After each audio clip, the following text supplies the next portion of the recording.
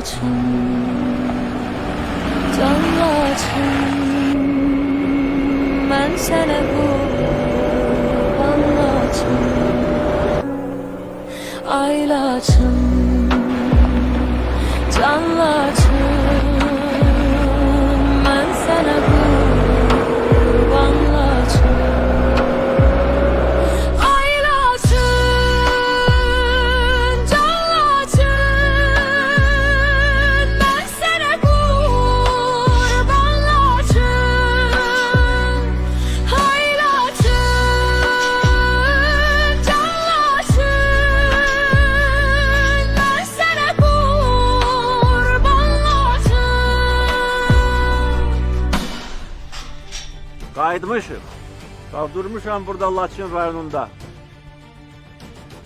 Müzəffər ordunun Ali Başkomandanı kimi bu torpaqları düşməndən azad edən ordunun başkomandanı kimi Azərbaycan bayrağını qaldırmışam və bu bayrağın altında Azərbaycan xalqına doğma Laçın diyarından müraciət edirəm.